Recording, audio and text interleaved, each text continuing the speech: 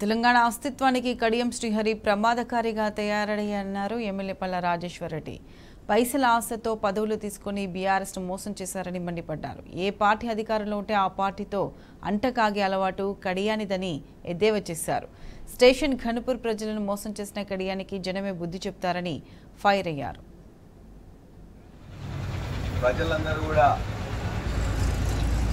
కేసీఆర్ గారికి అండగా BRS party అభ్యర్థిగా కడియం శ్రీహరిని గెలిపిస్తే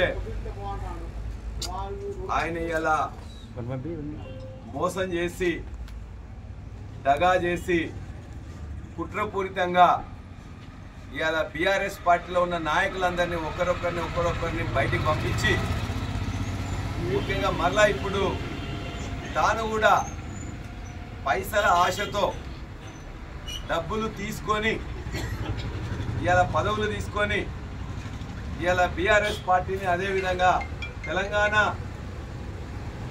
అస్తిత్వానికి ఇవాళ ప్రమాదకారిగా తయారైన కడియం శ్రీహరి. తెలంగాణ ఉద్యమంలో లేడు, మాదిగ పోరాట సమితి ఉద్యమంలో లేడు.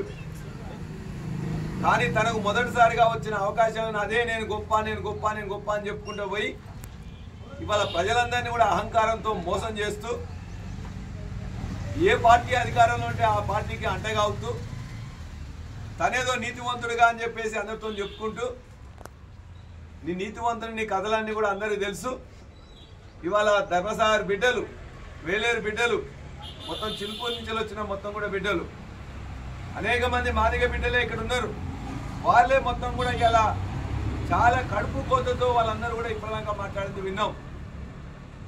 నువ్వు వాళ్ళకు వ్యక్తిగతంగా వాళ్ళకు నువ్వు సహాయం చేసినోని కాదు, ఈ ధర్మసాగర్ కింద సహాయం చేసినోని కాదు, వేలేరు కింద సహాయం చేసినోని కాదు, లేకపోతే నీ జాతికి ఏమైనా నువ్వు చేసినావు అంటే మాదిగ జాతి కూడా చేసినోని కాదు.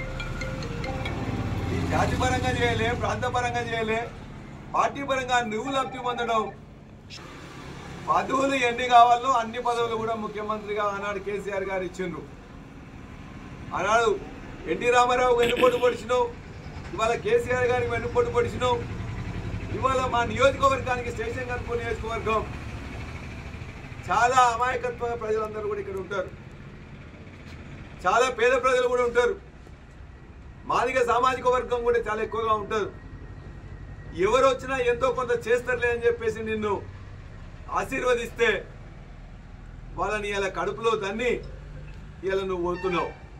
నీ బిడ్డ కోసం నీకు ఇంకా ఈ వయసులో ముసలితనానికి ఇంకా నీకు పదవి కావాలని, ఇంకా పైసలు సంపాదించాలని దురాశతో ఉన్న నాయకులందరినీ పంపిస్తున్నావు. ప్రజలు చీకొడుతున్నారు, నోట్లో ఉమ్మేస్తారు, చెప్పులతో కొడతారు. రేపు పొద్దున సిగ్గు లేకుండా ఇంకా నేను వస్తా అని చెప్పేసి మాట్లాడుతున్నావు. ఇవాళ పార్టీని ఇబ్బంది పెట్టాలని చూసి, పార్టీని ఇబ్బంది పెట్టడం అంటే పార్టీ అంటేనే ప్రజలు ఇబ్బంది పెట్టాలని చూస్తున్నావు. ఖచ్చితంగా స్టేషన్ ఘనపూర్ ప్రజలకు నేను ఈ ఘనపూర్లో పుట్టిన బిడ్డగా జనగామ నియోజకవర్గ ఎమ్మెల్యేగా ఉండొచ్చు, కానీ ఇక్కడ ఖచ్చితంగా ఇక్కడ ప్రజలకు వచ్చిన సమస్యలు ఏదైనా ఉంటే ఖచ్చితంగా ఇంతకుముందు ఎట్లా చూసేదో ఎమ్మెల్సీగా ఇప్పుడు కూడా నేను చూసుకుంటా. ఖచ్చితంగా ఇక్కడ ఉండే మా నాయకులు, కార్యకర్తలు, బీఆర్ఎస్ కార్యకర్తలను వాళ్ళు ఇబ్బంది పెడితే వాళ్ళకి అండగా ఖచ్చితంగా నేను వస్తా.